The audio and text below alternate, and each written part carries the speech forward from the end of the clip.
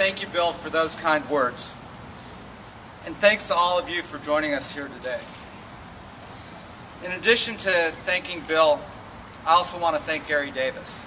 Their respective candidacies have helped me make me a more resolved candidate. As leaders who have lived and served in this region for many years, both Bill and Gary understand, as well as anyone, the importance of what this election means. I would also like to thank Bill and Diane Durson. Bill,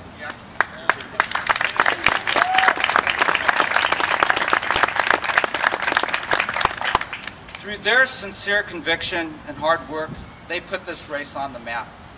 Bill's long-standing commitment to serving his community and country stands as an inspiration in our race for Congress in 2010.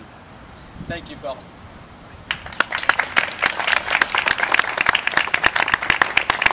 I also want to thank everyone who's standing behind me here. They represent this district, and all of you who are out there, you represent what this race means. There's an important recognition that I have to make. The most important recognition is my parents. It was their belief in what America represented that brought them here over 50 years ago. They found a country that gave people a chance. They knew that if you worked hard enough, if you took care of your family, if you played by the rules, you could become anything you wanted to be. And they knew they could build a better life for their children. Thank you, Mom and Dad. I am here because of your belief in the American dream. I also want to introduce and thank my wife, Janine.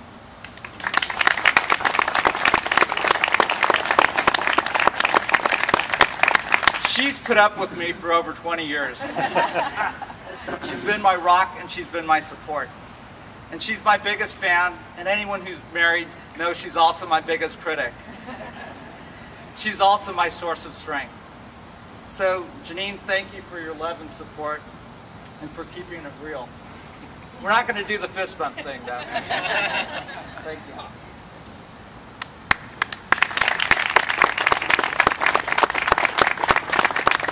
Lastly, I would like to thank the most important person in this race, because this is why I'm running for the United States Congress.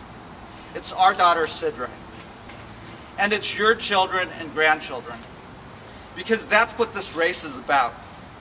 I'm running for Congress so we can get to the work of rebuilding this country for the next generation. It is time that we put their interests ahead of our own and begin to work toward the future that we know is possible.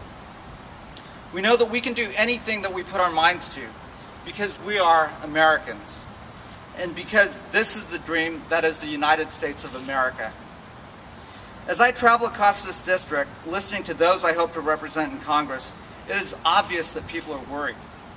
They are working harder than ever, but they seem to be falling further behind. They've been faithful, doing everything they're supposed to. I meet individuals who see their parents and grandparents getting older, and they wonder how they're going to take care of them.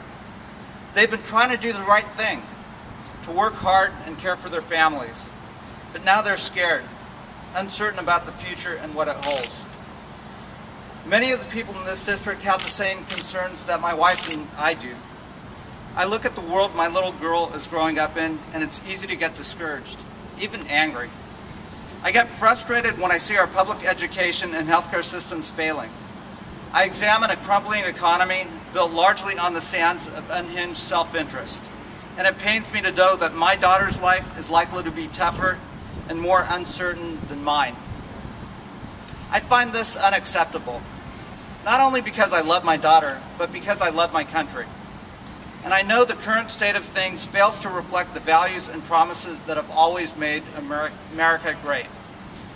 We're a country like no other in the world, a country that promises its citizens that if you work hard and play by the rules, you can get ahead and build a better life for you and your family. But for many of us, this promise no longer rings true. This is why I'm running for Congress, because it's time we rebuild our nation to reflect the greatness of our history. It's time we gave our schools back to our teachers and let them teach. It's time we rewarded hardworking Americans instead of stripping their pockets and giving handouts to Wall Street. In short, it's time we take our country back and return this land to the promises of opportunity and greatness envisioned by our founding fathers. This is why I'm running for Congress. Now, I would be remiss if I did not mention my opponent, our current representative, Dan Lundgren. Dan's a good politician. He's been working the political scene his whole life. And he knows that people are fed up with the status quo, that people want their country back. So he's going to tell you about how big government has gotten and how things are getting out of control. Just make sure that when he tells you this, he also lets you know that he's been a part of this government for the last 30 years. Because I think people realize that now's not the time for career politicians. Now is the time to move beyond politics, to start getting honest about our challenges, and to start working together to move this country forward. I am not a career politician. I'm a doctor and an educator.